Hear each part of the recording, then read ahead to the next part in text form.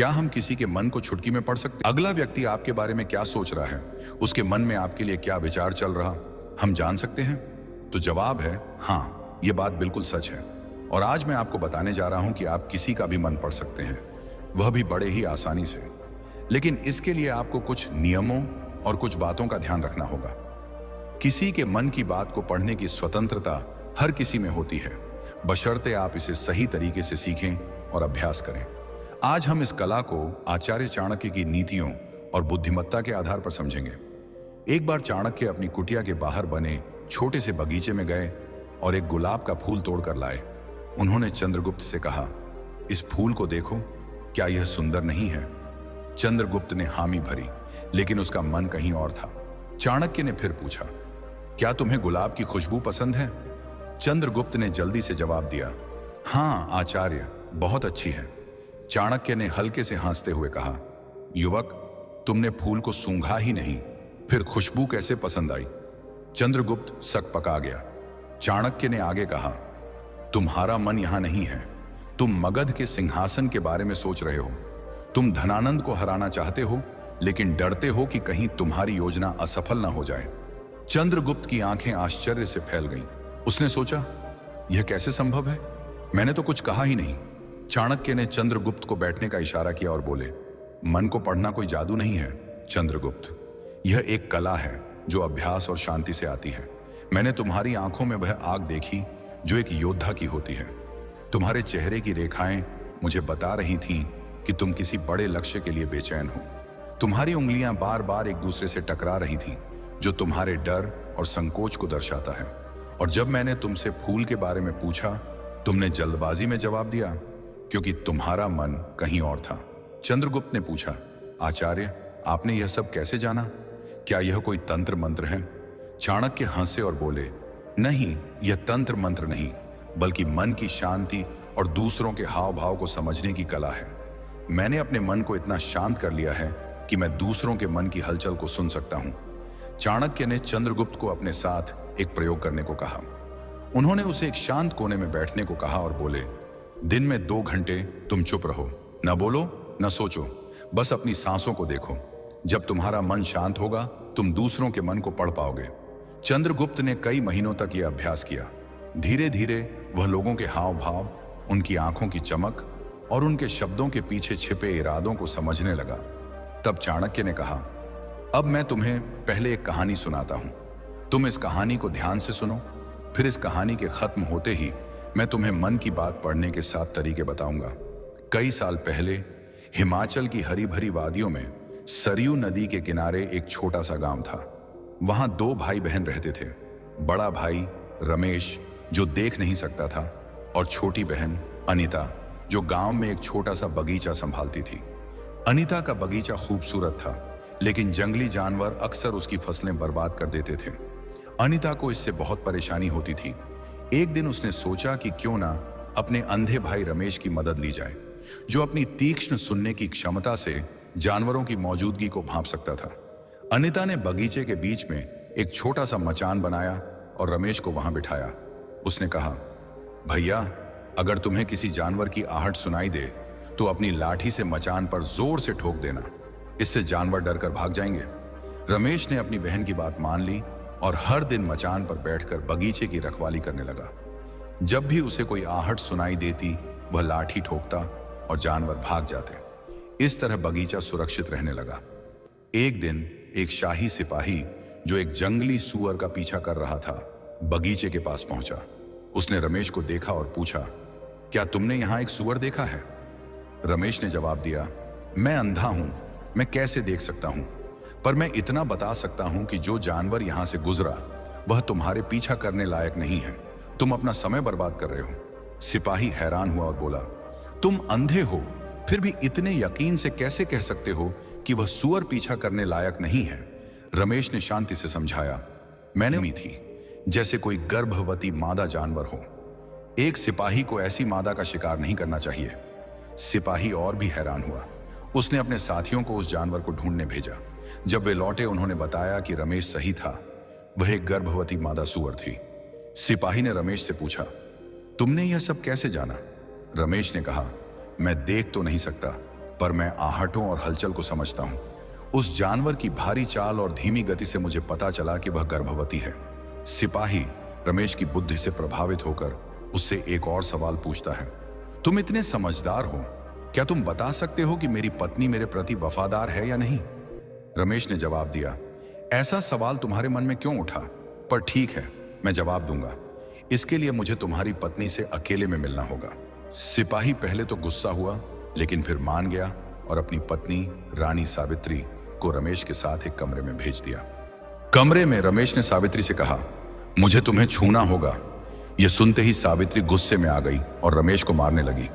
रमेश ने किसी तरह अपनी जान बचाई और सिपाही के पास लौटा। उसने कहा, तुम्हारी पत्नी वफादार नहीं है। सिपाही गुस्से में तलवार निकालकर सावित्री के पास गया और पूछा, सच बताओ, क्या तुम वफादार हो? सावित्री ने कहा, मैं वफादार नहीं हूं। सिपाही हैरान हुआ और रमेश से पूछा, तुमने यह कैसे जाना? रमेश ने समझाया, मैंने कहा कि मैं उसे छूना चाहता हूं। वह इतने गुस्से में आ गई कि मुझे मारने लगी। एक वफादार पत्नी किसी अनजान पुरुष को छूने से मना करती, पर उसने मुझे मारा और इस दौरान मेरा पूरा शरीर छुआ। ऐसी औरत वफादार कैसे हो सकती है? सिपाही ने फिर पूछा, एक और सवाल, क्या मैं अपने पिता का बेटा हूं या किसी और का?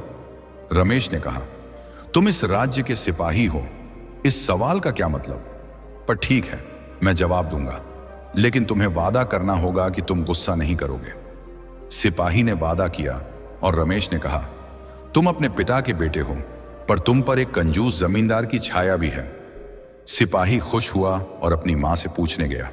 मां ने कहा, तुम अपने पिता के बेटे हो, पर जब मैं नहा रही थी तब एक कंजूस जमींदार की छाया मुझ पर पटाड़ी थी। सिपाही रमेश के पास लौटा और पूछा, तुमने यह कैसे जाना? रमेश ने कहा, तुमने मुझे एक भी इनाम नहीं दिया, जबकि कोई और सिपाही होता तो अब तक कई पुरस्कार दे देता। इससे मैंने अनुमान लगाया कि तुम कंजूस हो। सिपाही हंस पड़ा और बोला, जो मांगोगे दूंगा, पर बताओ तुम इतने सटीक जवाब कैसे दे लेते हो? रमेश ने कहा, मैं देख नहीं सकता, पर मैं लोगों के मन को उनकी हरकतों, व्यवहार और शारीरिक हाव भाव से पढ़ सकता हूं। फिर चाणक्य ने कहा, अब मैं तुम्हें 7 तरीके बताऊंगा जिनसे तुम भी दूसरों के विचार समझ सकते हो। बेरिन, उसकी आंखों में देखो और हाव भाव को समझो। आंखें मन का आईना होती हैं। जब आप किसी की आंखों में गहराई से देखते हैं तो उनके चेहरे की सूक्ष्म हलचलें, जैसे भौहों का हल्का सा उठना, होंठों की तनिक सी मुस्कान या नजरों का इधर उधर जाना, उनके मन की कहानी बयान करती हैं। उदाहरण के लिए, अगर कोई व्यक्ति आपसे नजरें चुराता है तो शायद वह कुछ छिपाने की कोशिश कर रहा है। वहीं आत्मविश्वास से भरी नजरें दृढ़ता का संकेत देती हैं। हाव भाव भी उतने ही महत्वपूर्ण हैं। व्यक्ति के बैठने का तरीका, हाथों की गति या चेहरे की रेखाएं उनकी भावनाओं को उजागर करती हैं। इस कला को सीखने के लिए आपको एक जासूस की तरह चौकस बनना होगा। कल्पना करें कि आप एक बाज की तरह हैं, जिसकी नजर हर छोटी सी हलचल पर टिकी है। रोजमर्रा की जिंदगी में जब आप किसी से मिलें, चाहे वह बाजार में कोई दुकानदार हो या कार्यालय में सहकर्मी, उनके चेहरे को ध्यान से देखें। क्या उनकी मुस्कान सच्ची है या सिर्फ औपचारिक? क्या उनकी आंखों में उत्साह है या उदासी? शुरू में यह मुश्किल लग सकता है, लेकिन धीरे धीरे आप छोटी छोटी बातों को पकड़ना सीख जाएंगे। रोज 5 मिनट तक किसी एक व्यक्ति के हाव भाव का अवलोकन करें। उनकी आंखों, चेहरे और शरीर की मुद्रा पर ध्यान दें।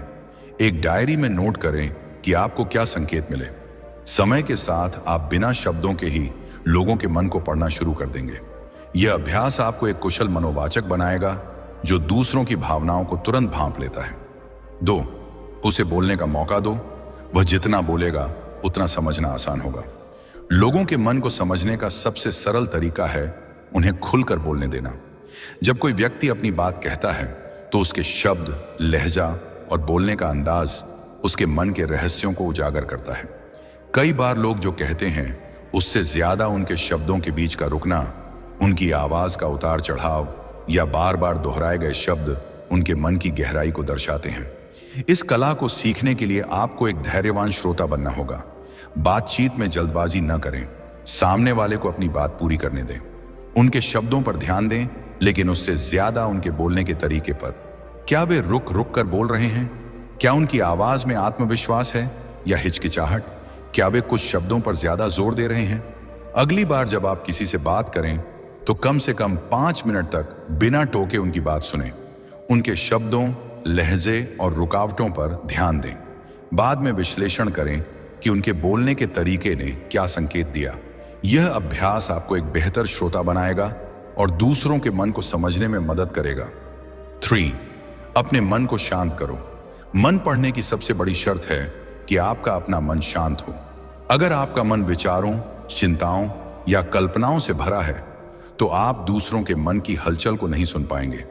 एक शांत मन ही दूसरों की भावनाओं को गहराई से समझ सकता है। शांति का मतलब है अपने विचारों को थामना, अपनी आंतरिक हलचल को रोकना। यह एक ऐसी अवस्था है जहां आप न तो अतीत में खोए हैं न भविष्य की चिंता में। आप बस वर्तमान में हैं और आपका मन एक शांत झील की तरह स्थिर है। इस अवस्था में आप दूसरों की ऊर्जा और भावनाओं को स्पष्ट रूप से महसूस कर सकते हैं।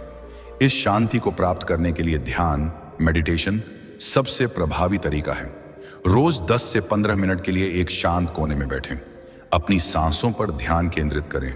विचार आए लेकिन उनमें न उलझें। उन्हें बादल की तरह तैरते हुए देखें और जाने दें। शुरू में आपका मन भटकेगा लेकिन धीरे धीरे यह शांत होने लगेगा। दिन में एक समय चुनें जब आप पूरी तरह चुप रहें। कोई बात ना करें, न सोचें, बस अपनी सांसों को देखें। यह अभ्यास आपके मन को शांत करेगा और दूसरों के मन को पढ़ने की आपकी क्षमता को बढ़ाएगा। 4. शारीरिक भाषा का विश्लेषण करें। शारीरिक भाषा मन का खुला पत्र है। व्यक्ति के बैठने का तरीका, हाथों की गति और शरीर की मुद्रा उनके मन की स्थिति को दर्शाती है। उदाहरण के लिए, अगर कोई